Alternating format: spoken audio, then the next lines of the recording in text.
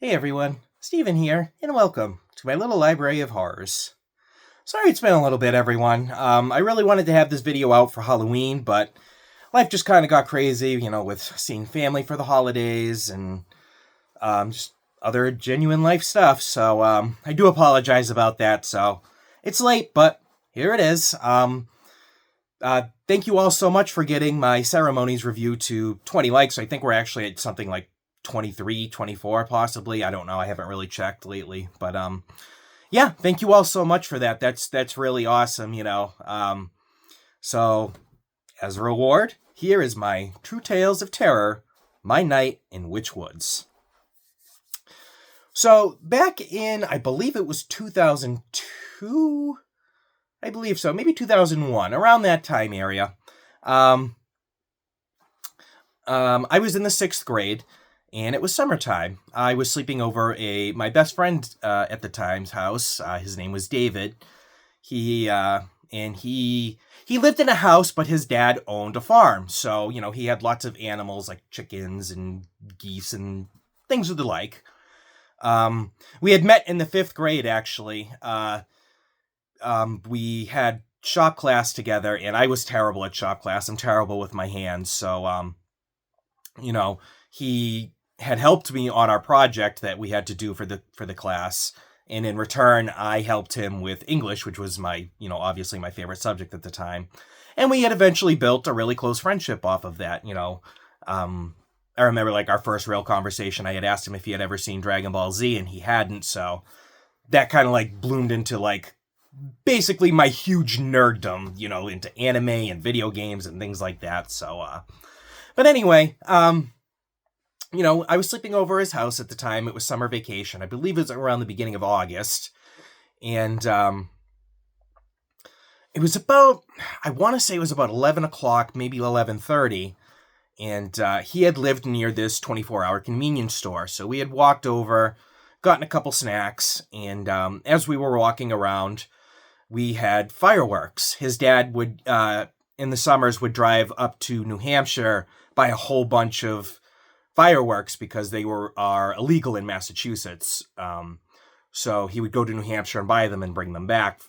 And, we would have this whole slew of, I don't know if you've ever seen Joe Dirt, but, the Hoosker do's, Hoosker don'ts, things like that, funny stuff. But, we had been walking around. We actually passed a cow field and put like this big M80 in a cow pie and watched it explode, doing dumb kid stuff, But as we were walking around, we had noticed that we passed the house of the neighborhood drunk. I didn't really know his name, but everybody knew who he was. He was the neighborhood drunk, was always out in his yard drinking, and, he would yell at the kids that passed by on our way to the convenience store and stuff like that. So, we had picked on him a lot. So we had noticed that the back window of his truck was open. And so my friend David was like, hey, watch this. Let's do this. And out of his pocket, he pulled a chicken egg. So he cracked the top of the egg, made just a tiny hole in the top, just enough so you could see in the inside of the yolk without the shell cracking completely. So he tucked the little firecracker into the egg, and he lit the wick. He held it, and he held it.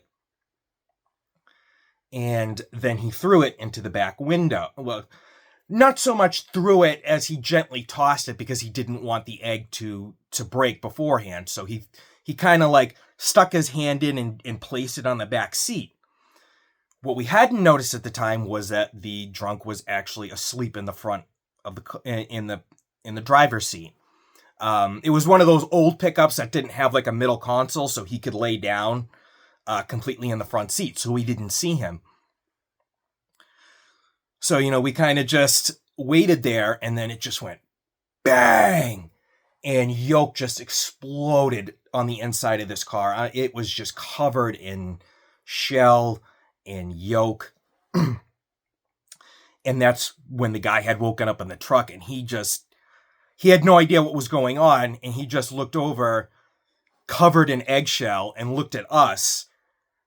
And we ran. We just ran like hell, and he chased us. Like he hopped out of his car, and he was just yelling, "You little bastards, I'm gonna kill you," and da-da-da-da-da. So we're in genuine fear for our life at this point, So we're running, and we still got probably another solid mile. And, it was either run the solid mile around the forest, or you could take the shortcut. Now, the shortcut cut through the woods, the forest. No, woods, excuse me.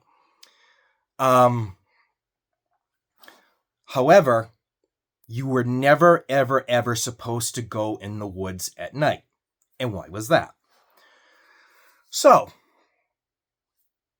there was a story that surrounded these woods. These woods were called Witch Woods. The rumor was that back in the mid 1800s, there was this really mean teacher that was just none of the kids really liked. She was very strict, especially if you talked a lot. So one day there was this girl in her class who would always get in trouble for talking. And one day the teacher had told that girl's father, which had got her a whooping. So in order to get revenge on the teacher, this girl had gotten a copy of the teacher's lecture book, whatever you want to call it, and had been able to basically get a page of gibberish in there. So it almost made... Excuse me, I have a cough. That almost made the teacher sound like she was speaking in tongues. So, the girl, the morning of that class, had told, the local authorities, whatever, hey, I think my teacher is a witch, just come here during class and keep an eye. So when that had happened, they, had accused her of being a witch, and they had brought her into the woods in that area where they had essentially waterboarded her and trying to get her to confess into being a witch. And she never did. They killed her by drowning her and left her in the woods. Apparently, 2 weeks later, that girl ended up disappearing. Her parents were distraught. Police had went out looking for her. And, one of the local townspeople had said, I saw her walking into the woods, the night she disappeared. I had called to her, but she didn't answer. She just walked into the woods. And so, she was never found. But again, the rumor was that, she had been lured into the woods by the witch and had her bottom jaw ripped out so she could no longer talk. And, in sort of like this karma-esque revenge, you can only speak in tongues with your jaw hanging, without your lower jaw. And so that's how the story went. Kids who would wander into the woods at night, you had to be extremely quiet. If you made a sound, the witch would find you and she would take your jaw. It was said that in the middle of the woods, there was a well where she would keep the children's jaws that she captured in the woods. And that was also where the source of her power was. And if you could reach the middle of the well and touch it, you could get out of the woods unharmed. So that was the basic story around Witch Woods. So as we're running, we hit the shortcut, and I was a heavier kid, so we had already walked the mile plus to the store, and heading back anyway. So I was completely exhausted at this point. Running was not my thing, and I was just getting a stitch in my side, and it was like, David and I had to, make a quick decision. Do we take the shortcut or do we go around the long way? And, as we're sitting there just kind of contemplating, that's, we just hear the old man getting closer to us. So we ran into the woods. So as we ran into the woods, we made sure to be very quiet. There was a path along the railroad tracks. There was an abandoned railroad track that led all the way through the woods. And it was said that was a safe zone. If you had stayed close to the tracks, you would be okay. Because you weren't technically in the woods. You were on like a cleared path within it. So as we're in there, we get in there, we find the railroad track path, and start walking along. We don't hear the old man anymore, so we think, we slow down, we think we're okay. And, we're just kind of like, oh man, that was crazy, we could have gotten so much trouble, and, we're just kind of, I'm just kind of glancing at the abandoned train cars that are on the track, filled with graffiti and things like that. So as we're walking, we suddenly hear a little bit of laughter, just a small laugh. And, we look, I look at him and he looks at me. And, so we're both like starting to pick up our pace now. And that's when another laugh joins in, and another one and another one. So now it's suddenly laughter in the woods.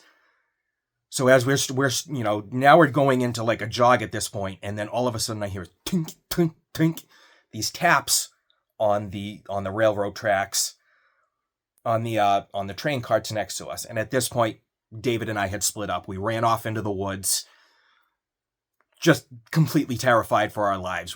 Still laughing going on. I'm running through the woods, and I can just, behind me, I can just hear tink on tree trunks, tink, tink. I have no idea what's going on, but all I can do is run into the darkness. I can't even see the trees in front of me. I can't see my hands, my feet, anything. It is almost pitch black in these woods because the foliage is so heavy. It's almost like the trees are all embracing each other in this huge bear hug, blocking out any sort of light while you're in the woods. So I'm just running, and as I'm running, I stop to catch my breath again, and my side is hurting so bad at this point. I just have this stitch that is just going room, room, room, right in my side. And I'm just like, oh. But I'm like, I can't stop. So I'm hobbling along at this point, trying to be as quiet as I can, just biting my lip against the pain in my side. And, that's when I had come to the point in the woods where the bog was.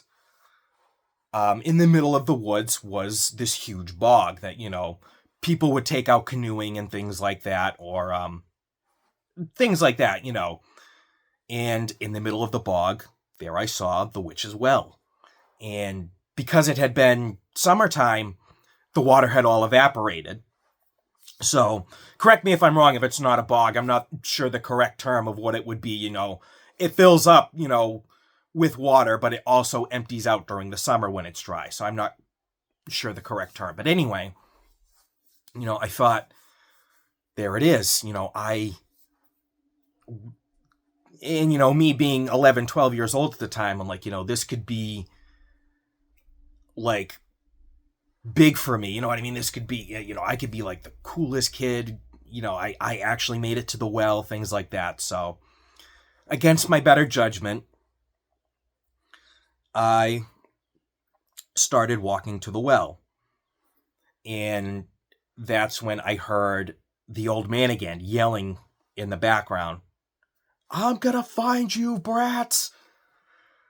So, my heart starts racing even more at this point. So, but again, I'm taking my time walking to the well because I don't want to make a sound.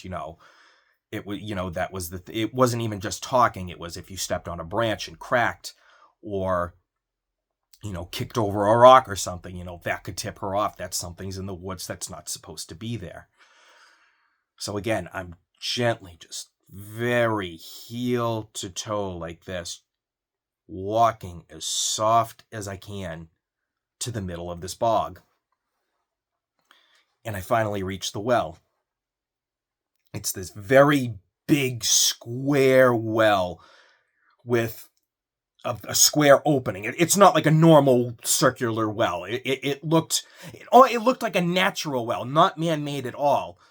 But it had to have been just because of the simple structure of it. But again, it was like it was just a small black well,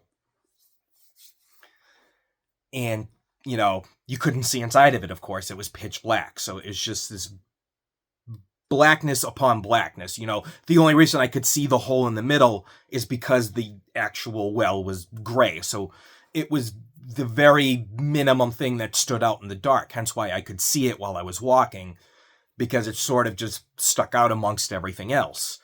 So as I walked, and so as I was looking at it, I said, this is it. This is the moment of truth here. So I stuck my hand in the well, shaking. I was trembling, and I could hear the voice behind me getting, even closer. But I still had to stick my hand into the well. And, I wish although I couldn't see my hand, I could feel it getting swallowed by the shadows in the well. Just complete, it felt like my arm was just disappearing the further I went into it. Excuse me. And that's when I started to feel at the bottom these just jagged points all along my fingertips, and my spine just tingled and my stomach rolled as I felt the jagged edges of whatever was in that well. And, I'm trying to feel for anything that might be different, that could, maybe I could identify as her power to get out of the woods. And so I'm just still just trying to ignore the sharp, sometimes scraping feelings on my fingertips. And that's when I feel something smooth, something glass smooth, and like this arch. It was one of the softest things I'd ever felt. And I'm just kind of like, as I'm rubbing it, kind of just being like, this has to be it.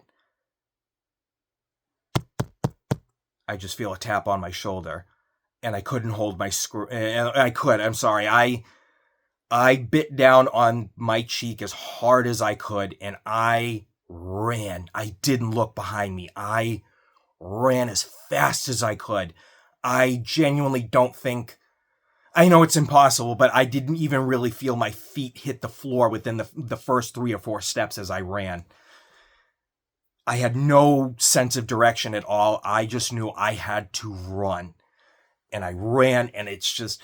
I'm going through this thick amount of foliage. I'm feeling these branches whip me in the face and scraping my knees, and sort of like the roots of other plants, were tripping me up, almost as if the forest had come alive and was trying to trip me up.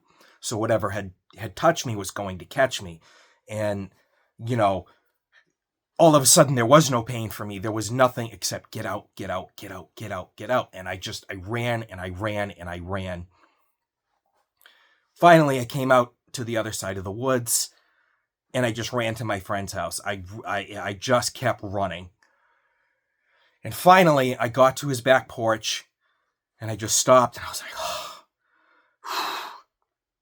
like, completely out of breath. Like, I'm heaving at this point, almost to the point of vomiting, because I can't catch my breath. And I'm just like, I made it. I made it. Tapping on my shoulder again. And I screamed as loud as I could. I don't know. I don't know how to explain the terror I felt in that moment. My brain could not register anything else other than to just scream. And that's what I did. I felt almost like a werewolf howling at the moon. I just...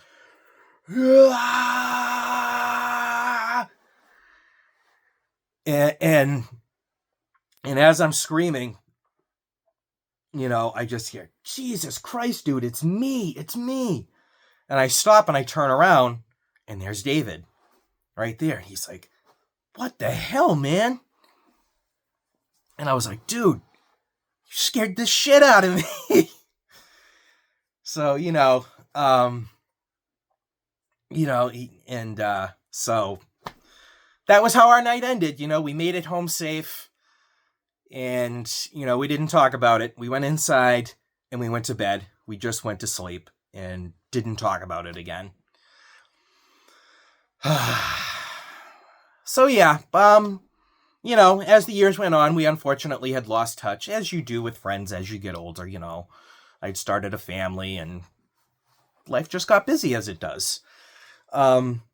We did actually get in touch again one day, though. It was really nice. I had bumped into him, and, we caught up on things. And, I had brought up the night in Witch Woods. And he's like, oh, yeah, I do remember that night, And as we were talking, because I wasn't a neighborhood kid, I didn't, and we had split apart as, we got into teenagers. He explained to me what had really happened that night. So ultimately, Witch Woods was the teenage hangout spot where teenagers would go to party, drink, smoke, all that kind of stuff. And so they had started the rumor about Witch Woods to ward off the younger kids, so they could do what they wanted and, not worry about us sort of cramping their style, you know what I mean? So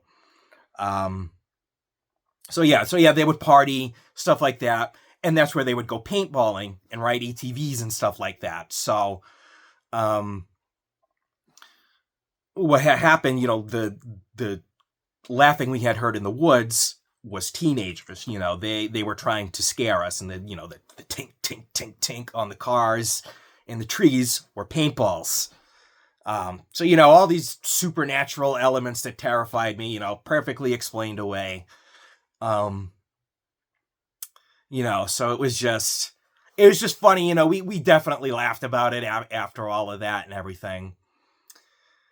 And, and as far as the well, which is well, it actually is, I don't know the correct term for it, but it was like this natural well where, you could find crystals and stuff. So like, things like the amethyst rocks and stuff like that. I apologize if I'm not familiar with, I don't even know the term of the study of the gems and rocks and things like that. So I apologize, but, ultimately that's what I felt. Those sharp, jagged edges that were the jaws and teeth of missing children in the woods, nothing more than rocks and crystals. And again, that's why I felt that smooth surface, is because, again, smooth crystals and things like that. So, again, all totally explained away.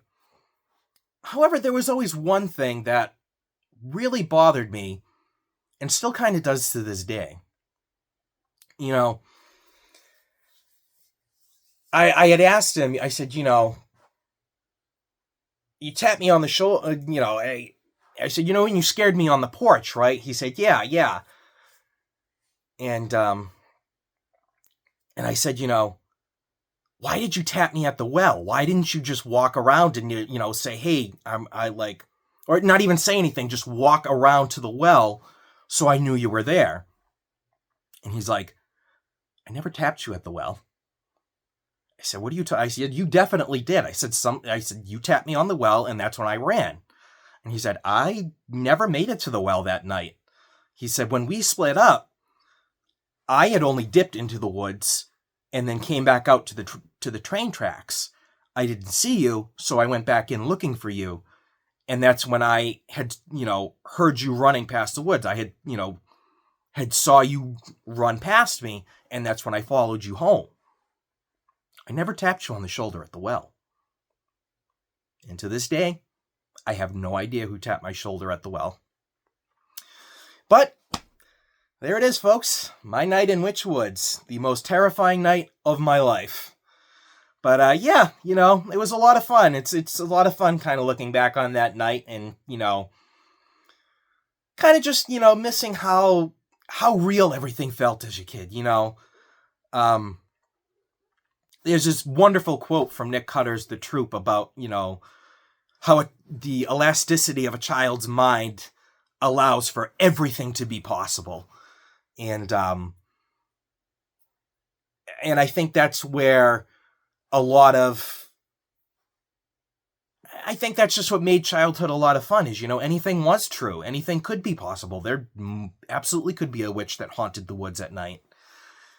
So, as terrifying as it was, it makes me laugh and it makes me smile to look back now. And, it'll always be a night that I cherish. But yeah, that's going to be it for me today, everyone. I really hope you enjoyed my story. Thank you so much for watching, giving me a little bit of your time today. And until next time, be nice to yourselves. Bye, everyone.